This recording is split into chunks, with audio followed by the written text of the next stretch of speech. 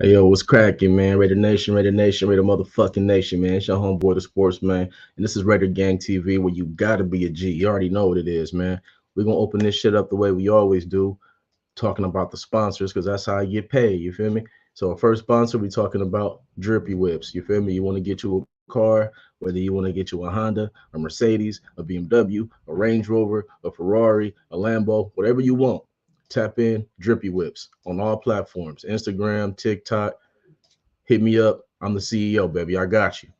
But check it, man. We're gonna get right into it, man. There's been a lot of things going on and over the last couple weeks, really. I haven't got a chance to really get on here and really say what I wanted to say lately. Because I've been real busy and shit. You know, it's the life of an entrepreneur, man. A lot of time you got downtime and other times you gotta run around. So I want to start it off with Aiden O'Connell, man. Aiden O'Connell. Now, when it comes to Aiden O'Connell, it's a whole lot of different things between Raider Nation. Some saying I want him to start right now. Some saying he's not ready to start. Some saying this. Some saying that. Some saying this. Right now, me myself, I feel like he's a nice, good young player. He probably has a nice future ahead of him. Right? He got thrown into the fire. I ain't gonna say thrown into the fire because I think everybody last season expected Jimmy Garoppolo to go down like he did. So I ain't gonna say he got thrown in the fire, but last season he got to play as a rookie and he did okay. He did okay. He wasn't good and he wasn't bad. And I think he had 12 touchdowns, 8 interceptions, or some shit like that. I can't really remember what it was, but it wasn't nothing really impressive when you have the lineup that we have on offense with Jacoby Meyer, Devontae Adams. We still had Hunter Renfro. We had weapons everywhere, and yet his production was kind of down. And to me, it's down. I call it down because he's been taking all the off-season reps. We got to remember that not Josh McDaniels, but Jimmy Garoppolo was hurt. He was out and he was hurt. So Aiden O'Connell been taking all of these reps from day one. So he took all the reps from day one, most of the reps, and that's why he knew the offense pretty good. Now, the thing about it is, it's a new season, it's a new philosophy, and it's a new system. So basically, he's gonna be a rookie all over again. I mean, he has the experience of playing in the NFL, but he has to completely learn a whole new system. So when if you're AP, if you're Antonio Pierce and you're looking at the situation, this is your first job, your first NFL head coaching job. And not to mention you're a black head coach. You don't have it's not very many black head coaches in the NFL and they don't really last long. And once they get out of here, they're out of here. So he wants this shit to count. His legacy is on the line. Josh McPuss, his legacy was tied to Tim Tebow.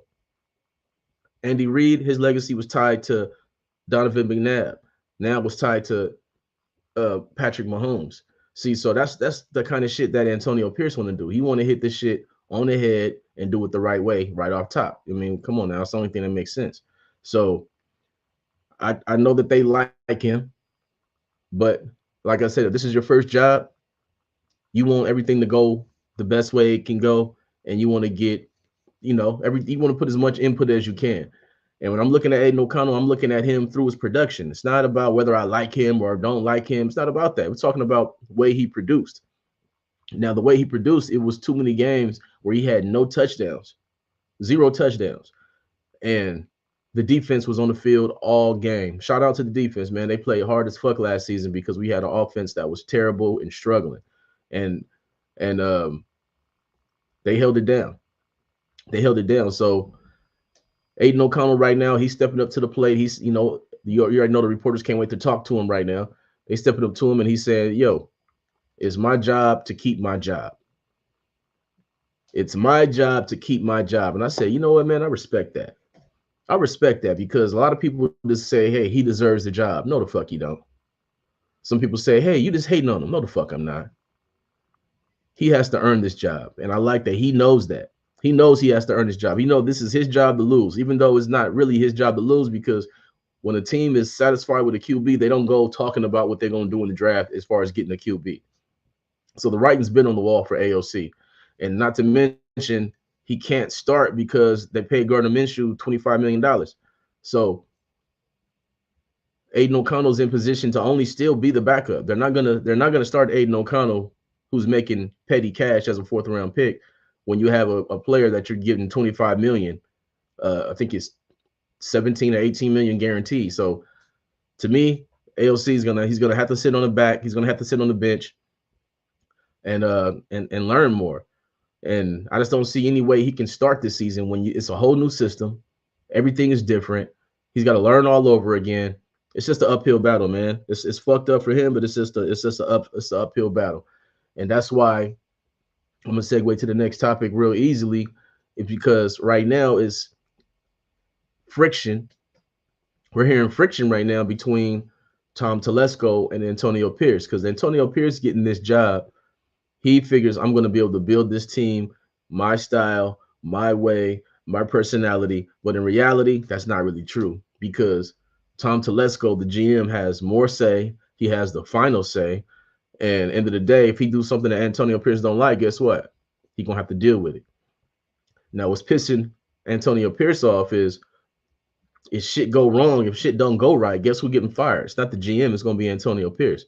And that's why I can imagine him being pissed off when Telesco was like saying, I seen a report saying Telesco was leaning towards staying with Gardner Minshew and Aiden O'Connell. Now, if you're fucking Antonio Pierce, that's your worst nightmare. You don't want to hear that shit. You want to win now. We have Devontae Adams who wants to win now. He didn't make the Pro Bowl or All Pro last season. Come on, he's chasing the Hall of Fame. We can't do that.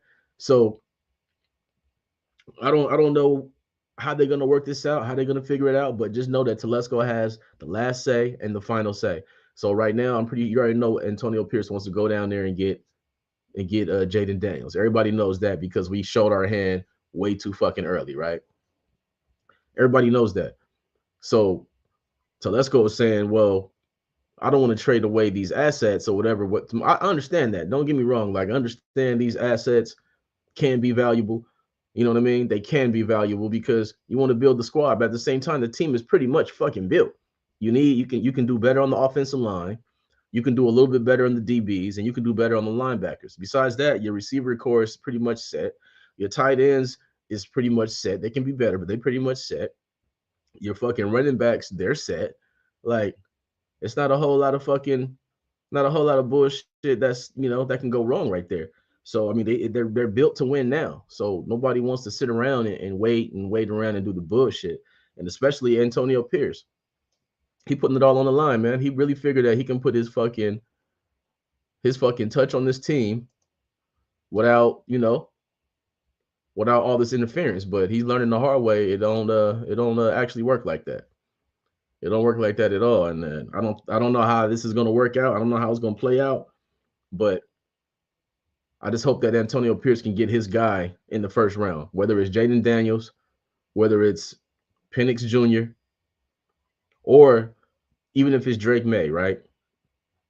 Even if it's Drake May, you can get one of them three guys, right? Or you can just say, I don't like it. I don't like where this is headed, and you try to wait into the second round. But to me, that's risky because Penix is not going to be there in a second. I don't think any of these top guys are going to be there in a second. Maybe Bo Nix, because he's a super system guy. But I don't see them hanging around. I feel like if the Raiders really serious about making a move and making a push, they got to go ahead and go all out. Like, I mean, you don't have to go all the way out to number 2. I mean, if you can, fuck it, man. Why not? Why the fuck not, man? Why not? Our defensive line is ready. Everything is ready. Everything is ready. So right now, if they want 2 first-round picks, man, get it done. Find a way to get it done. Now, I know Minnesota's still trying to move up, but they want Drake May. They don't want Jaden Daniels. So we're going to have to try to figure out how that works out. In Washington, they just met with Jaden Daniels, and they're coming out saying that meeting didn't go well because they want to get Drake May. So if Chicago goes Caleb Williams and Washington goes Drake May, then Antonio Pierce is going to be looking at Telesco like, what the fuck you going to do, man? We got permission from the owners to move the fuck up. We got permission to go get our guy if it makes sense. And everybody knows this Jaden Daniels shit makes a lot of sense. It makes a lot of fucking sense. And I keep seeing people saying, they keep comparing to Jamarcus Russell and all this other bullshit. They think like we can never do right again. Oh, my shit be too ashy. But like we can never do right again, man. I'm like, man, this is a whole new regime, It's a whole new philosophy. It's a whole new way of thinking. And why not hit the ground running with a super splash. Like if the Raiders were to get Jaden Daniels in the draft and move all the way up to 2, I don't care what we give away. As long as we ain't giving away our players.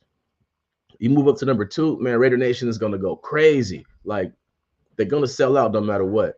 But that whole turnup will be way more, man. Man, I'm already excited for the season. I'm gonna be right there in the win club. You already know what it is, man. Y'all holler at me in the win club. Y'all gonna see me there. And if they had Jaden Daniels, I'll be even more turned up. I'll be even more turned up, man. So I'm really looking forward to this shit. But I'm really excited about this fucking draft. I just hope that it's smoke and mirrors. I hope everything is set. I hope they understand exactly what they're gonna do. I hope they're not at odds at all, because that's not how the fuck we want to start a new campaign with a new coach and everything new. We don't want to do that, man. That's not what we want to do, Raider Nation.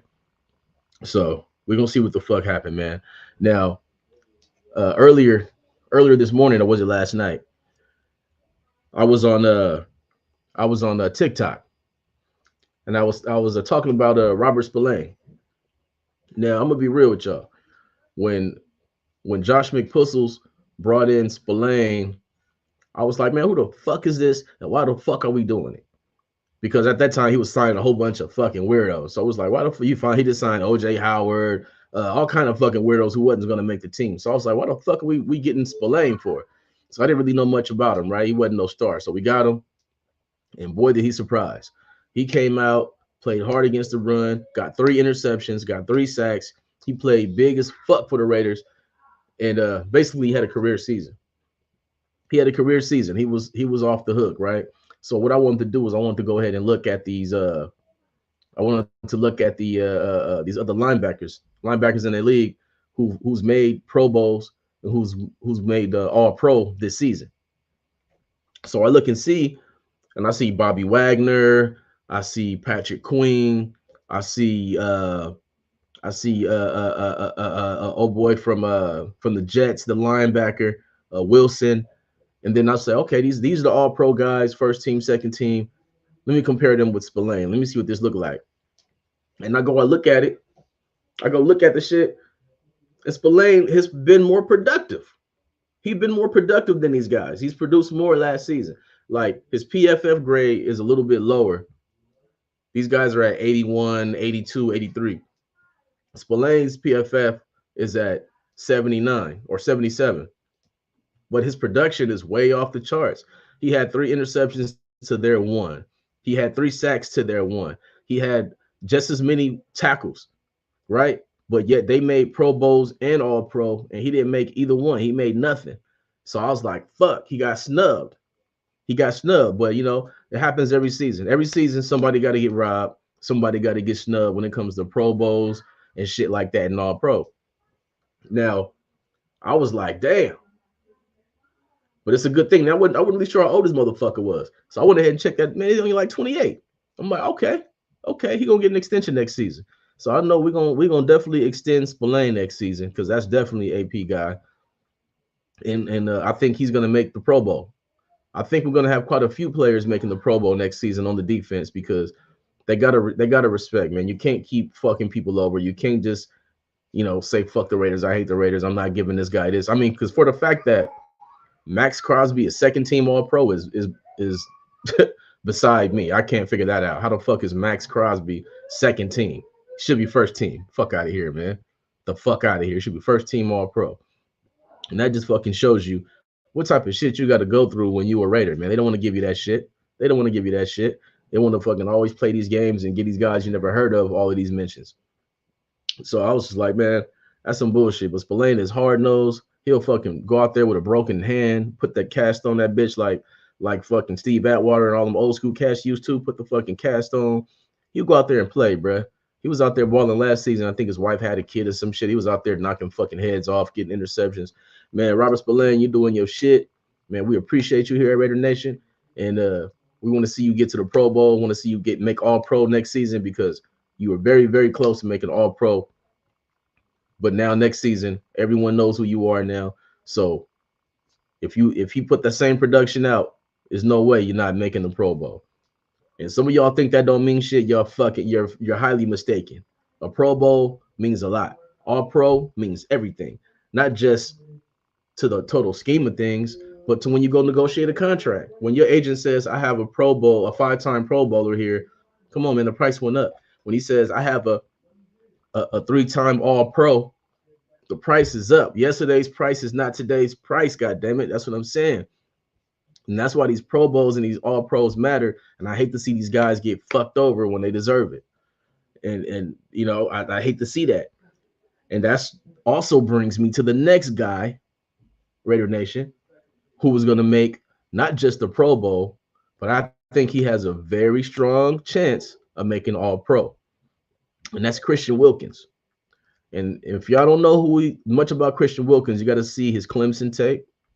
I remember him at Clemson.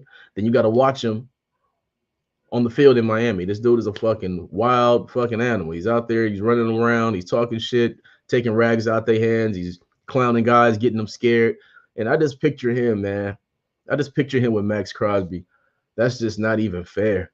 That's just not fair, man. So you're gonna have a guy with that much tenacity and energy straight up the middle.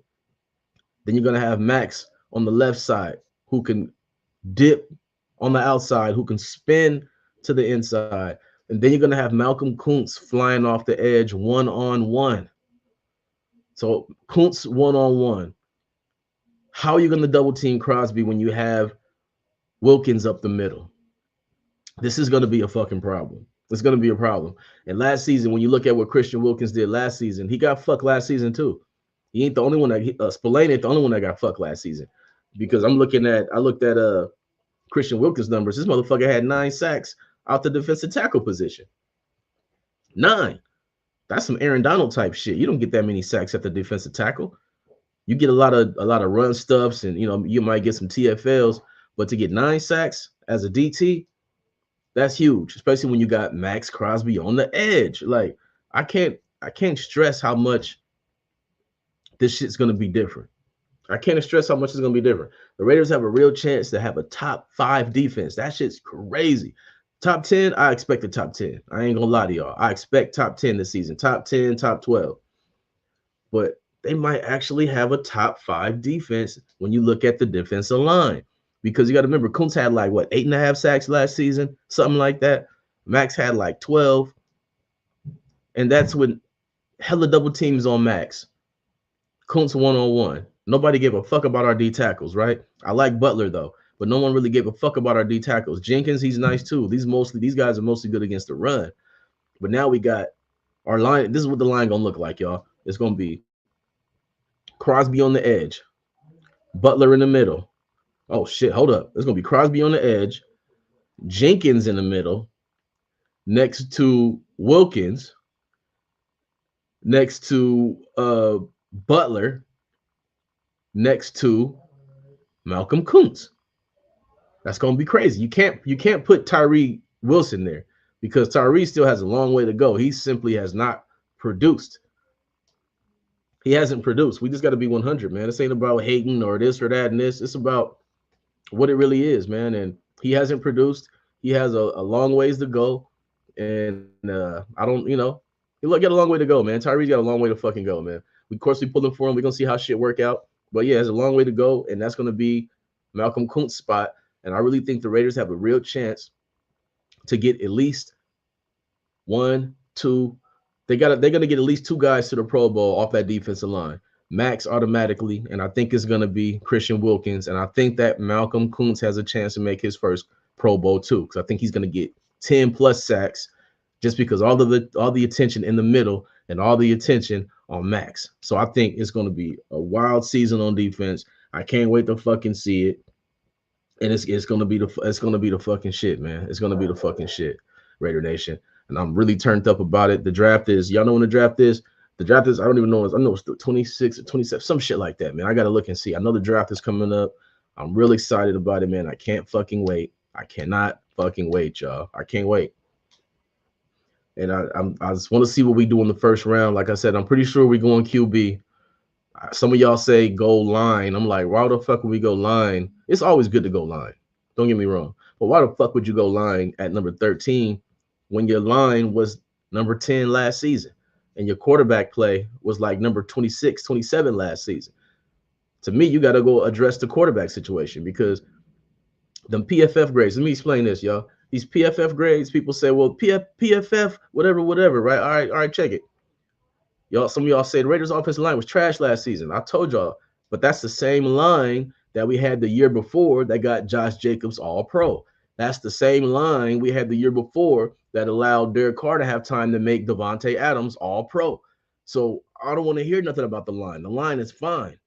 So when you get these PFF grades and they grade the line high and these quarterbacks did trash, they're telling you that they held the ball too long.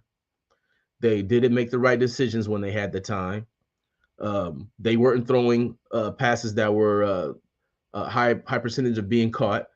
All these things are going against it, right? Because for one, they're getting sacked, or they're just doing this fucking Jimmy Garoppolo bullshit. Not and that shit happened a lot last season. And then they held the ball too long and they took a sack, and people looked at the offensive line.